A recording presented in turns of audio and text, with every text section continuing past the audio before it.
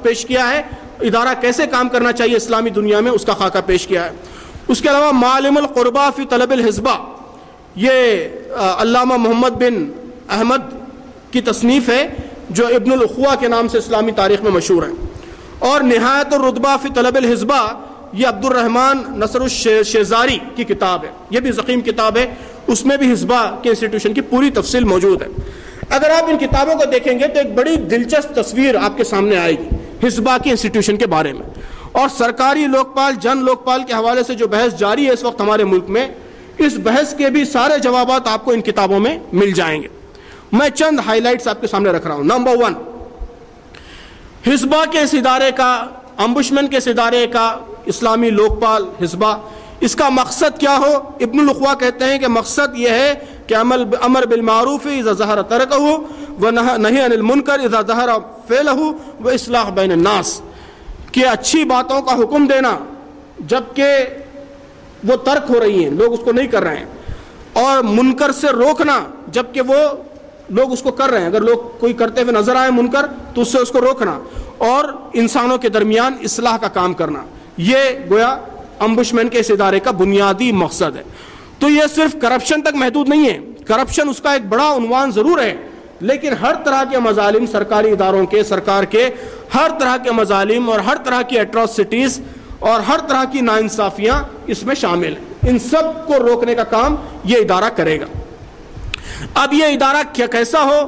کیا یہ صرف تحقیق کر لے اور اس کے بعد CBI کے حوالے کر دے، انویسٹیگیٹ کرے یا ججمنٹ سنائے، فیصلہ سنائے، کیا کرے؟ تو اس کا جواب ماوردی یہ دیتے ہیں کہ ان الحزبۃ واسطۃ بین الاحکام القضاء واحکام المظالم فہی موافقۃ لاحکام القضاء من وجہین ومقصورۃ عنہ من وجہین وزائدۃ علیہ من وجہین، کہ وہ کہتے ہیں کہ حزبہ کا ادارہ، امبشمن کا ادارہ، یہ عدالت اور پولیس کے درمیان واسطے کا کام کرے گا، دونوں کے بیچ کی چیز ہوگی، اور بعض معاملات میں یہ عدالت کے برابر اختیارات رکھے گا کہ عدالت جس طرح سمن کرتی ہے یہ بھی سمن کر سکے گا، عدالت جس طرح کسی پراپرٹی کو، گھر کو چھاپا مار کر اس کی چھان بین کرتی ہے، حزبہ کا ادارہ لوکپال بھی کر سکے گا۔ تو ایسے کئی معاملات انہوں نے گنائے ہیں، یہ سارے معاملات میں اس کو وہ سارے اختیارات حاصل رہیں گے جو عدالت کو حاصل ہیں۔ بعض معاملات میں وہ عدالت سے کمتر رہے گا کہ عدالت فیصلہ سنانے کا اختیار ہی عدالت کو حاصل ہوگا، لوکپال کو نہیں رہے گا۔ ظاہر ہے کہ فیصلہ سنانے کے لیے ضروری ہے کہ مظلوم جس کے خلاف شکایت کی جا رہی ہے اس کی بھی بات سنی جائے، ایک پورا جو لیگل پروسیس ہے وہ چلے، اس کے بعد فیصلہ سنایا جائے۔ تو اس لیے بڑے جرائم کے معاملے میں فیصلہ عدالت سنائے گی، لوکپال نہیں سنائے گا، حزبہ کا ادارہ نہیں سنائے گا۔ حزبہ کا ادارہ انویسٹیگیٹ کر کے ملزم کو پکڑ کے عدالت کے پاس لے جائے گا، عدالت پھر قصوروار ٹھہرائے گی، عدالت فیصلہ سنائے گی۔ تو اس معاملے میں یہ ادارہ عدالت سے کمتر ہوگا، لیکن وہ کہتے ہیں کہ بعض معاملات میں وہ عدالت سے بڑھ کر ہوگا۔ وہ کون سے معاملات ہیں؟ تو اس میں ماوردی تشریح کرتے ہوئے کہتے ہیں کہ عدالت کو خود سے جا کر کسی کے خلاف کارروائی کرنے کا اختیار نہیں ہوگا، کہ میں نے آپ پر ظلم کیا ہے، کوئی جج دیکھ رہا ہے تو جج مجھے زبردستی پکڑ کر نہیں لے جائے گا، جج تو میرے خلاف کارروائی اسی وقت شروع کرے گا جب آپ جا کر عدالت میں کیس فائل کریں۔ تو جو سو موٹو ایکشن کہتے ہیں کہ خود سے انیشیٹ کر کے ایکشن لینے کا کام، یہ کبھی عدالت نہیں کرے گی۔ عدالت صرف وہی کیسز فیصل کرے گی جو اس کے پاس مظلوم لے کر آتا ہے، شکایت کنندہ لے کر آتا ہے، صرف وہی کیسز عدالت فیصل کر سکے گی۔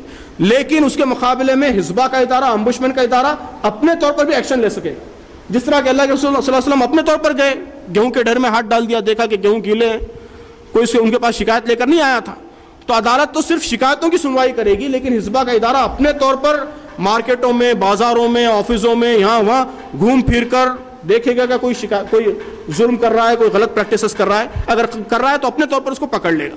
تو اس معاملے میں ماوردی کہتے ہیں کہ اس کو عدالت پر سپیریورٹی حاصل رہے گی۔ تو بہت تفصیل سے واضح ہو جاتا ہے کہ لوکپال کا اسلامک ویژن کیا ہے۔ یہ ایک پاورفل انسٹیٹیوشن ہے جس کے پاس انویسٹیگیشن کے بھی پاورز ہیں، پروسیکیوشن کے بھی پاورز ہیں، البتہ ججمنٹ کے پاورز، پیونیٹیو پاورز یہ عدالت کے پاس ہیں، لیکن لوکپال کا ادارہ، حزبہ کا ادارہ یہ ملزم کو پکڑے گا، پکڑ کر اس کو عدالت میں لے جائے، تو ہر طرح کی کرپٹ پریکٹسز پر وہ نظر رکھے گا اور اس بات کو یقینی بنائے گا کہ ہر کرپٹ پریکٹس وہ عدالت کی نوٹس میں آئے اور عدالت اس پر فیصلہ سنائے۔ تو اس طرح محتسب ایک بہت ہی با اختیار افسر اعلیٰ ہے، ان کتابوں کو پڑھنے سے ہم کو یہ بھی معلوم ہوتا ہے کہ اس وقت اسلامی حکومت میں چند بہت ہی ٹاپ کے آفیسرز ہوا کرتے تھے. اس میں ایک تو خود خلیفہ ہوتے تھے, دوسرے وزیر اعظم ہوتے تھے, پرائم منسٹر, تیسرے سپہ سالار جو اسلامی افواج کے ہیڈ ہوا کرتے تھے, چوتھے قاضی القضات جو چیف جسٹس ہوا کرتے تھے, پانچویں مفتی اعظم جو سب سے بڑے عالم ہوا کرتے تھے, فتویٰ دینا ان کا کام تھا, اور اس کے ساتھ ساتھ محتسب اعلیٰ. یہ اسلامی حکومت کے ٹاپ موسٹ انسٹیٹیوشن تھے, ٹاپ موسٹ عہدیدار تھے. تو انہی کے لیول میں چیف جسٹس کے برابر کا پوزیشن, برابر کا عہدہ محتسب اعلیٰ کا یا لوک پال کا ہوا کرتا تھا. اس لیے اس کی صفات کیا ہوں اس پر بھی تفصیل سے ان ساری کتابوں میں ہم کو ذکر ملتا ہے. وہ ایک انڈیپینڈنٹ آفیسر ہوتا تھا اور اس کے تحت پورا محکمہ ہوتا تھا. کئی محکمے ہوتے تھے, الگ الگ سبجیکٹ کے الگ الگ ایکسپرٹس ہوتے تھے. چنانچہ ماوردی کہتے ہیں کہ اللہ ان یتخذ علی انکارہ اعوانا, کہ محتسب اپنے مختلف کاموں میں مدد کے لیے مختلف آوان مقرر کرے گا. ان کی اصطلاح تھی آوان. آوان کا کیا مطلب ہے کہ جب آپ ہر سیکٹر میں لوگوں کی نگرانی کریں گے تو الگ الگ سبجیکٹ کا ایکسپرٹیز آپ کو لگے گا کہ گیہوں کچا ہے یا پکا, وہ گیہوں کا تاجر ہی بتا سکتا ہے, عام آدمی نہیں بتا سکتا. کارپوریٹ ہاسپٹل میں, اپولو میں, فلاں میں ڈاکٹرز اگر مال پریکٹسز کر رہے ہیں, غلط کام کر رہے ہیں, غلط طور پر لوگوں کو آئی سی یو میں رکھ رہے ہیں, غلط طور پر ڈائلسس کرا رہے ہیں, غلط سرجریز کرا رہے ہیں, تو عام آدمی ان کی غلط پریکٹس کو سمجھ نہیں سکتا, ڈاکٹر ہی سمجھ سکتا ہے. تو ایک آوان پورا میڈیکل پریکٹسز سے متعلق, ایک آوان پورا گیہوں کی تجارت سے متعلق, ایک آوان پورا کنسٹرکشن سے متعلق. تو الگ الگ فیلڈ کے ایکسپرٹس ہوتے تھے اور ان کے ذریعے وہ کاموں کی نگرانی کیا کرتے تھے. تو اس تفصیل ملتی ہے, میں آگے سناؤں گا آپ کو, کہ حماموں میں جا کر دیکھتے تھے کہ صفائی ہے نہیں ہے برابر, گیہوں کے ڈھیر میں جا کر دیکھتے تھے کہ گیہوں صحیح ہے نہیں ہے, بڑائی کے پاس جا کر دیکھتے تھے کہ وہ صحیح طور پر فرنیچر بنا رہا ہے نہیں بنا رہا ہے, کہیں دھوکہ دے رہا ہے, غلط لکڑی لا رہا ہے, غلط طور پر اس میں کرافٹ مین شپ کر رہا ہے. تو نہایت الرتبہ اگر آپ کتاب دیکھ لیں گے تو اس میں ہر طرح کے عنوانات ہیں, میں عنوانات کی تفصیل آپ کو سناؤں گا بعد میں. اور یہ انتظامیہ اور قضاء, ایگزیکٹو اور جوڈیشری سے ہٹ کر ریاست کا ایک اہم بازو تھا. کہ آج ہم کہتے ہیں کہ ایگزیکٹو, جوڈیشری اور لیجسلیچر یہ تین بازو ہیں اسٹیٹ کے, تو اسی طرح احتساب, حسبہ, یہ اسلامی حکومت کا ایک مستقل پرماننٹ بازو ہوا کرتا تھا, قضاء اور انتظامیہ کے ساتھ ساتھ. اب ایک سوال کہ کیا حکومت کے اعلیٰ ترین عہدیدار وزیر اعظم کی انکوائری کرنا یہ حسبہ کے دائرے میں آتا ہے نہیں آتا ہے؟ ابن الاخوہ کی کتاب آپ اٹھا کر دیکھیں گے تو اس میں ایک پورا چیپٹر آپ کو ملے گا, الباب الثانی والخمسین الحزبہ علی الامراء والولاء, کہ چیپٹر نمبر 52 لوک پال, وزیر اعظم, حکومت کے اعلیٰ ترین عہدیدار اور گورنرز کے سلسلے میں کیسے تحقیقات کرے گا, پوری تفصیل انہوں نے اس سلسلے میں بیان کی ہے.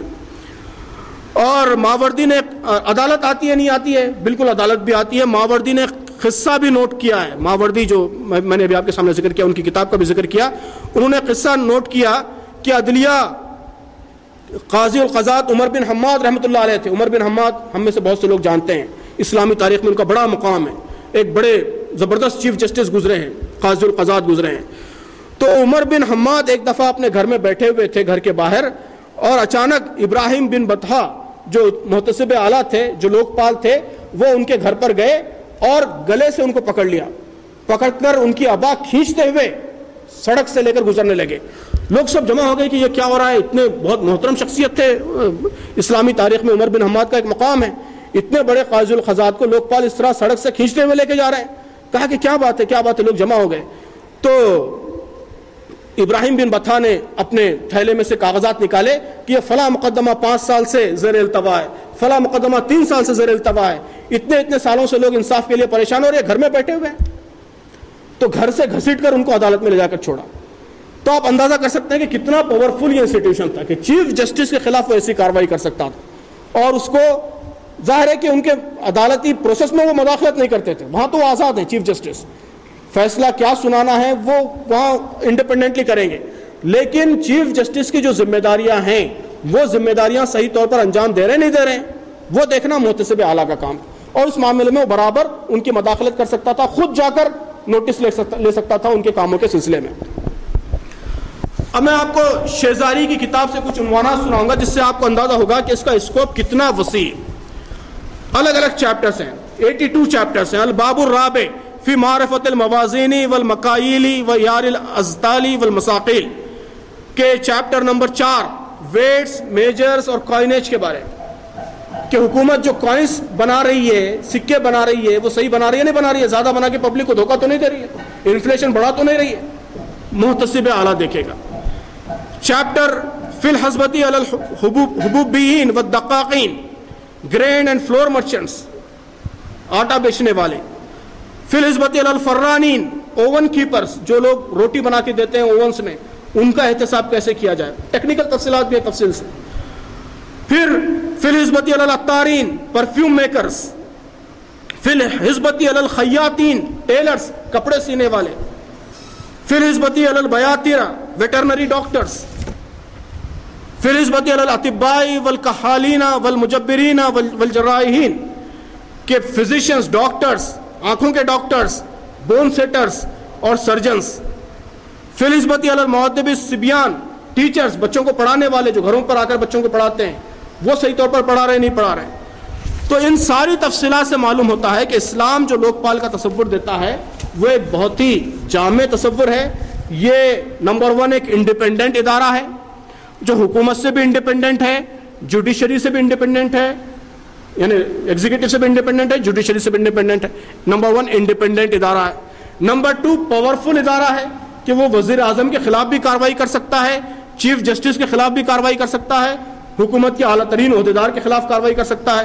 نمبر 3 اس کے کام میں وسعت ہے کہ وہ عوامی زندگی کے ہر شعبے کا احاطہ کرتا ہے.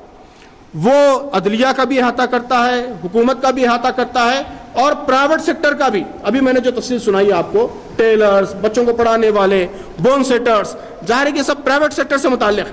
تو آج کے زمانے میں اگر آپ امپلیمنٹ کریں گے تو MNCs, کارپوریشنز اس کے دائرے سے باہر نہیں ہوں گے, ان کا بھی وہ یہ ادارہ احاطہ کرے گا. تو ان سب کا وہ احاطہ کرتا ہے. تو ایسا ادارہ ہے جو ہر سیکٹر میں, چاہے وہ پرائیویٹ سیکٹر ہو چاہے پبلک سیکٹر ہو, کرپشن, غلط پریکٹسز کو روکے گا, عوام کی شکایت کی سنوائی کرے گا, اور اس بات کو یقینی بنائے گا کہ ہر عوامی محکمہ اور ہر آدمی, سماج کا ہر عنصر یا ہر رکن, وہ اپنی ذمہ داریاں صحیح طور پر ادا کر رہا ہے اور کسی کے خلاف کوئی دھوکہ نہیں دے رہا ہے.